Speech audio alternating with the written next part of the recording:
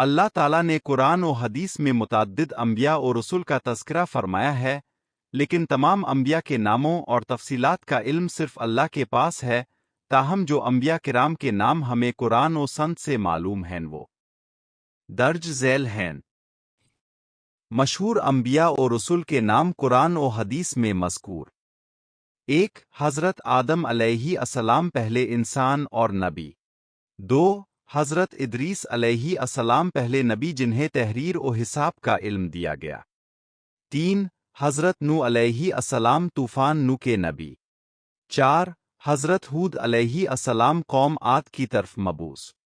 5 حضرت صالح علیہ السلام قوم سمود اور اونٹنی کا معجزہ۔ 6 حضرت ابراہیم علیہ السلام خلیل اللہ بیت اللہ کے بانی۔ 7 حضرت لوط علیہ السلام قوم صدوم کی طرف مبعوث۔ 8 حضرت اسماعیل علیہ السلام ذبح عظیم کا واقعہ۔ 9 حضرت اسحاق علیہ السلام۔ 10 حضرت یعقوب علیہ السلام۔ 11 حضرت یوسف علیہ السلام قرآن میں مکمل قصہ سورہ یوسف میں۔ 12 حضرت ایوب علیہ السلام صبر کی مثال۔ 13 حضرت شعیب علیہ السلام قوم مدین کی طرف۔ 14 حضرت موسیٰ علیہ السلام تورات کے نبی فرعون کے مقابل۔ 15 حضرت ہارون علیہ السلام موسیٰ علیہ السلام کے بھائی۔ 16 حضرت داؤد علیہ السلام زبور کے نبی۔ 17 حضرت سلیمان علیہ السلام جانوروں اور جنات پر حکمرانی۔ 18 حضرت یونس علیہ السلام مچھلی والا واقعہ۔ 19 حضرت الیاس علیہ السلام۔ 20 حضرت السا علیہ السلام۔ 21 حضرت زکریا علیہ السلام۔ 22 حضرت یحییٰ علیہ السلام۔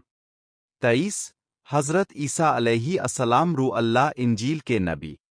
24 حضرت محمد صلی اللہ علیہ وسلم آخری نبی سارے جہاں کے لیے رحمت۔ آسمانوں پر موجود انبیاء کا تذکرہ۔ حدیث میں آیا ہے کہ معراج کی رات نبی نے مختلف آسمانوں پر متعدد انبیاء کو دیکھا۔ 1 پہلا آسمان حضرت آدم علیہ السلام۔